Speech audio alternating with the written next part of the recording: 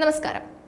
യുദ്ധത്തിന്റെ സാഹചര്യങ്ങളും അത് നടത്തുന്ന രീതികളും ക്രമാതീതമായി ഇപ്പോൾ ലോകത്ത് മാറിക്കൊണ്ടിരിക്കുകയാണ്. ചരിത്രത്തിൽ ആദ്യമായി സ്വയംഭരണാധികാരമുള്ള റോബോട്ടുകൾ യുദ്ധക്കളത്തിൽ ചേരാനുള്ള സാധ്യതയെ മനുഷ്യരാശി വലിയ രീതിയിൽ ഉറ്റുനോക്കുന്നുണ്ട്. അവ എല്ലാ ആകൃതിയിലും വലുപ്പത്തിലും ഉണ്ടാകുമെന്നും പറയുന്നുണ്ട്. സൈനികർ, നാവികർ, വ്യോമസേനാംഗങ്ങൾ, രാഷ്ട്രീയക്കാർ എന്നിവർക്കൊക്കെയായി ഉയർന്നു വരുന്ന ഒരു ഗെയിം ചേഞ്ചറായിട്ടും ഇതിനെ വിദഗ്ധർ പറയുന്നുണ്ട്.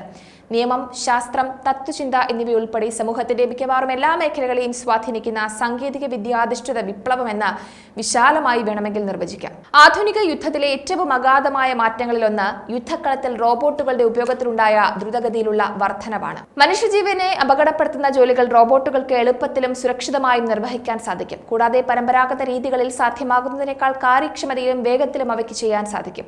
ഉദാഹരണത്തിന്, ഒരു മനുഷ്യനെ പോലെ മൈൻഡ് ഡിറ്റക്ഷൻ ഉപകരണങ്ങൾ ഉപയോഗിച്ച് ഇന്നത്തെ റോബോട്ടുകൾക്ക് 1/5 സമയത്തിനുള്ളിൽ അതേ ദൗത്യം കൂടുതൽ കൃത്യതയോടെ ചെയ്യാൻ സാധിക്കും. അതുകൊണ്ട് തന്നെ സമീപഭാവിയിൽ വലിയ തോതിൽ റോബോട്ടിക് യുദ്ധക്കളങ്ങളുടെ സ്വാധീനം വർദ്ധിച്ചു വരുമെന്നും വിദഗ്ധർ പറയുന്നുണ്ട്. 21ാം നൂറ്റാണ്ടിലെ യുദ്ധത്തിന്റെ നിർണായകമായ ഘടകമാണ് റോബോട്ടുകൾ.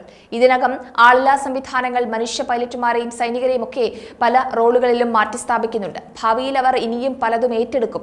ആധുനിക യുദ്ധ പരിതസ്ഥിതിയിൽ ആളില്ലാ സംവിധാനങ്ങളുടെ മൂല്യം, പ്രത്യേകിച്ച് സ്ഥിരത, വൈദഗ്ധ്യം, മനുഷ്യ ജീവിതത്തിനുള്ള അപകട സാധ്യത കുറയ്ക്കൽ തുടങ്ങിയ അവയുടെ അന്തർലീനമായ സവിശേഷതകൾ ലോകമെമ്പാടും റിപ്പോർട്ട് ചെയ്യുന്നുണ്ട്. സമീപഭാവിയിൽ മിലിറ്ററി റോബോട്ടുകളിൽ ദൗത്യങ്ങൾ പൂർത്തിയാക്കാൻ മനുഷ്യ ഓപ്പറേറ്റർമാരല്ല, സെൻസറുകളെയും കമ്പ്യൂട്ടർ സാങ്കേതിക മാത്രം ആശ്രയിക്കുന്ന സെമി ഓട്ടോണമസ് സ്വയംഭരണ സംവിധാനങ്ങൾ ഉൾപ്പെടും.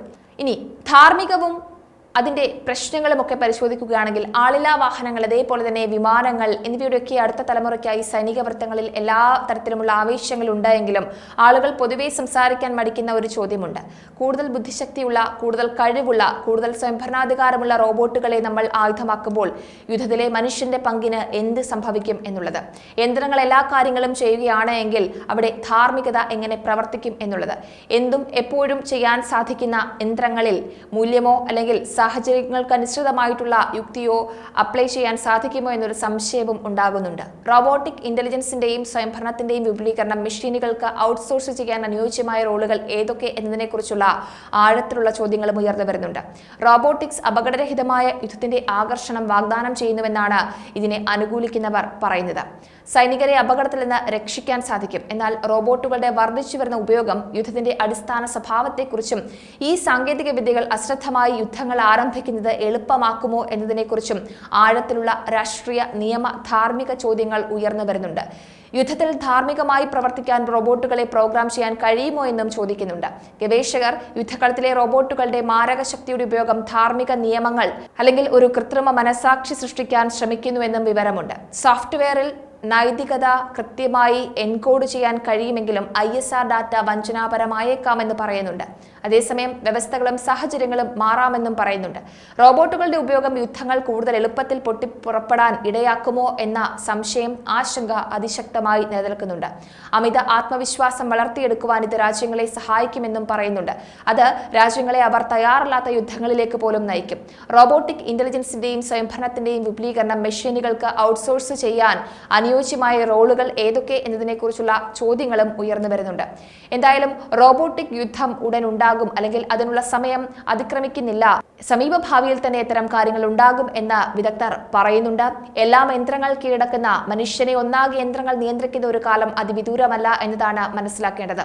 എല്ലാവിധ സഹായങ്ങളും ഇത്തരം യന്ത്രങ്ങൾ ചെയ്യുമ്പോഴും അതിലെ ധാർമ്മികത, അതായത് യുക്തിബോധം, ഇവയെല്ലാം ചിന്തിക്കേണ്ടതുണ്ട്.